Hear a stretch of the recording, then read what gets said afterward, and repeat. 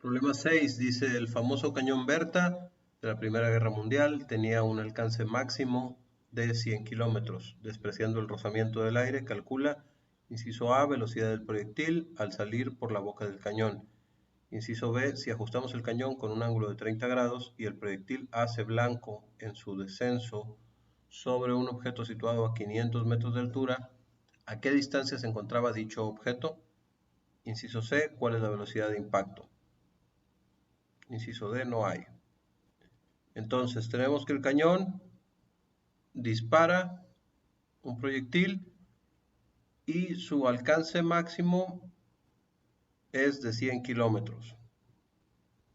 Como habíamos visto en la teoría, a la misma velocidad, la mayor distancia a la que podemos llegar es con un ángulo de 45 grados. Entonces este ángulo es el que nos va a dar los 100 kilómetros,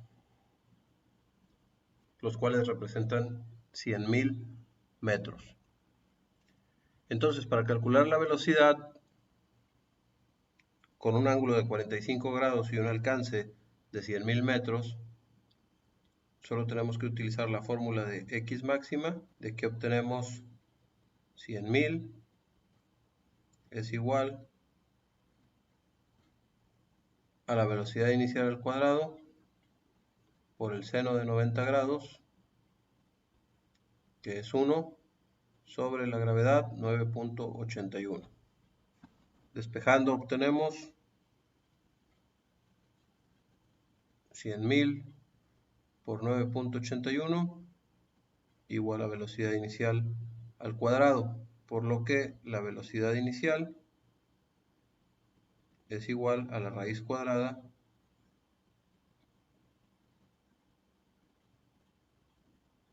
de 981.000.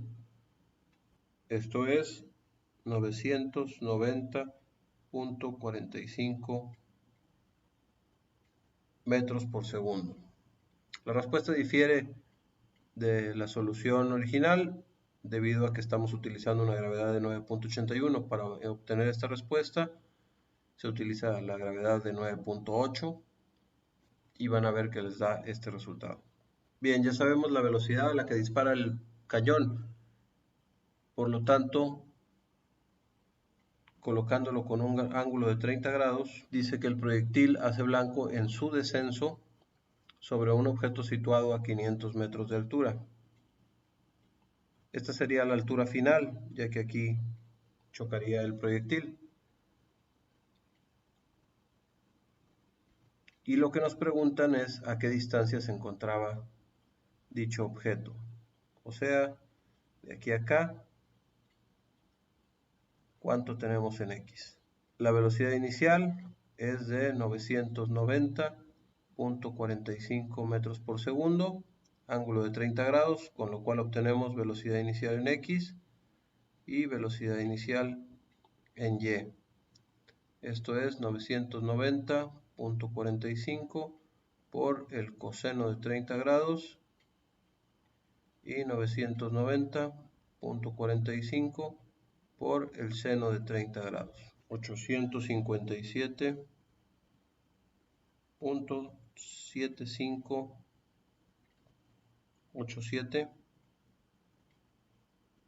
metros por segundo y 495.2272 metros por segundo en Y. Para calcular la distancia horizontal recorrida necesitamos multiplicar la velocidad en X por el tiempo.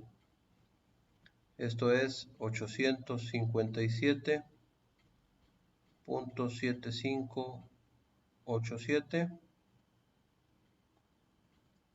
por el tiempo que no conocemos, y para conocer este tiempo utilizamos la fórmula de altura final igual a altura inicial más velocidad inicial en Y por tiempo menos 1/2 de la gravedad por el tiempo al cuadrado.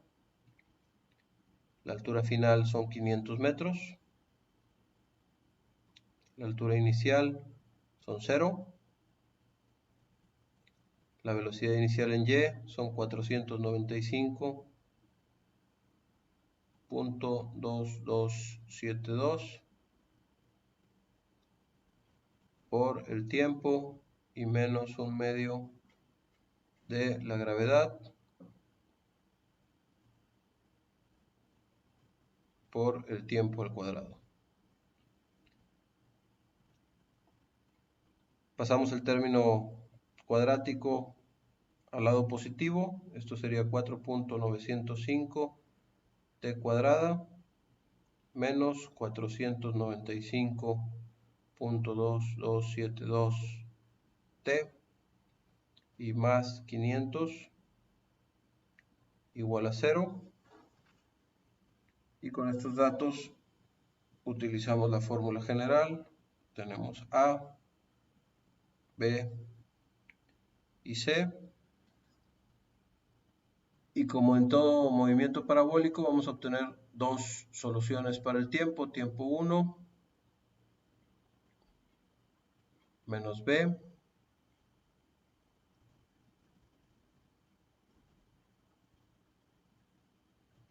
más la raíz cuadrada de B al cuadrado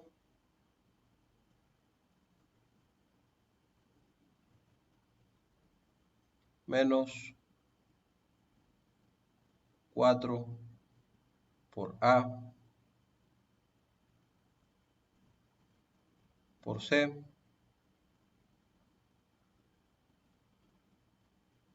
sobre 2 veces A.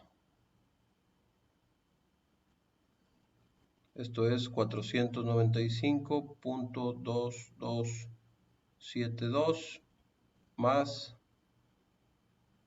485.21 sobre 9.81, con lo que obtenemos un tiempo de 99.94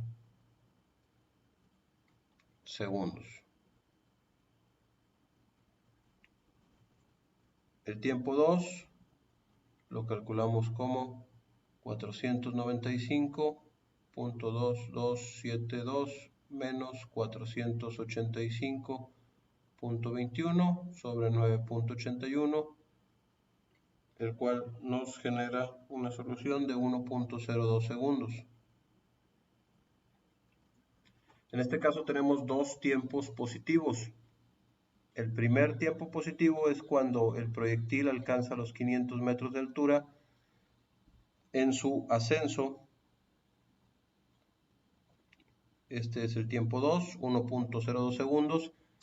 El proyectil continúa su movimiento, sube, baja y cuando vuelve a estar a 500 metros de altura es en el tiempo de 99.94 segundos. Este tiempo es el que vamos a utilizar para calcular la distancia a la cual se encontraba dicho objeto,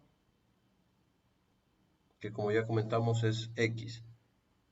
Entonces multiplicamos 857.75 por 99.94 segundos y obtenemos una distancia de 85.723.9 metros. Para el inciso C nos piden encontrar la velocidad del impacto.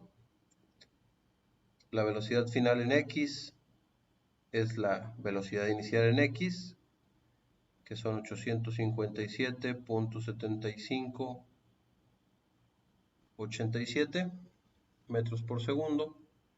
Y la velocidad final en Y, a diferencia de otros problemas, sí la vamos a tener que calcular, ya que el objeto no llegó hasta la misma altura de donde había salido inicialmente.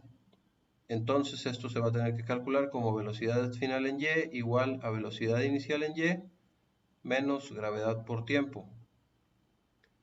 Esto es 495.2272 menos 9.81 por 99.94 segundos y obtenemos una velocidad final en Y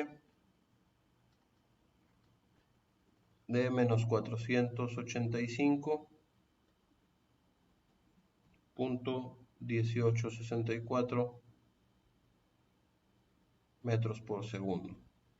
Con estos dos datos de velocidad final en X y velocidad final en Y, encontramos la velocidad final como la raíz cuadrada de la velocidad final en X al cuadrado más la velocidad final en Y al cuadrado, y esto nos da 985.46 metros por segundo. Hay que calcular el ángulo para poder dar correctamente la velocidad, ya que esto es un vector. El ángulo se encuentra como la tangente inversa de la velocidad final en Y sobre la velocidad final en X. Y esto nos da 29.49 grados. Como ven, el ángulo es menor al ángulo con el que salió, ya que conforme va subiendo, este ángulo va a ir disminuyendo hasta llegar a ser 0 en su punto más alto, y conforme va avanzando tiene que ir regresando desde el 0 hasta el 30 al llegar a la misma altura.